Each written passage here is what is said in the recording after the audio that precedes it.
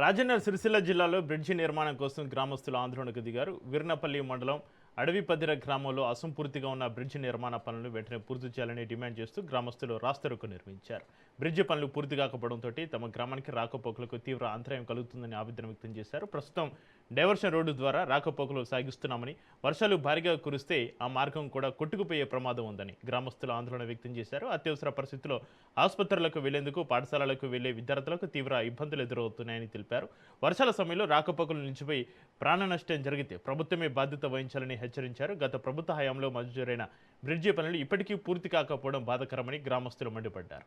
వెంటనే ప్రభుత్వం స్పందించి నిర్మాణ పనులను పూర్తి చేయాలని డిమాండ్ చేశారు. గ్రామస్తుల ధర్నాతోటి వీర్నపల్లి అడవిపదిర ప్రధాన రహదారిపైన వాహనాల రాకపోకలు పూర్తిగా నిలిచిపోయాయి.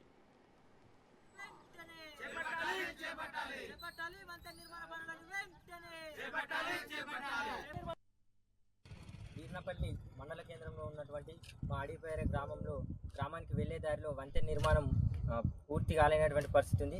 వంతెన లేకపోవడంతో గ్రామంలో ఉన్నటువంటి ప్రజలు కానీ విద్యార్థులు కళాశాల పాఠశాలలకు వెళ్ళాలంటే, గ్రామ ప్రజలు ఏదైనా ప్రయాణాలు చేయాలంటే నడుచుకుంటూ వచ్చి ప్రయాణాలు చేయాల్సినటువంటి పరిస్థితి ఉంది.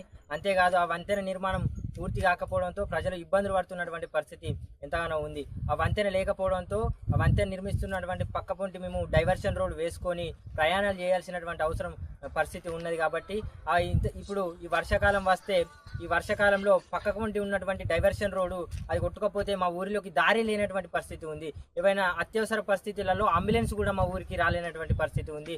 కాబట్టి గత ప్రభుత్వంలో, బీఆర్ఎస్ ప్రభుత్వంలో వంతెన మంజూరు కావడం జరిగింది. వంతెన మంజూరు అయిన తర్వాత పనులు నడుస్తున్నటువంటి క్రమంలో కొత్త కాంగ్రెస్ ప్రభుత్వం ఏర్పడినప్పటి నుండి ఇప్పటి వరకు కూడా వంతెన నిర్మాణ పనులు మొదలు పెట్టకపోవడం సిగ్గుచేట అని చెప్పేసి సందర్భంగా తెలియజేస్తున్నాం.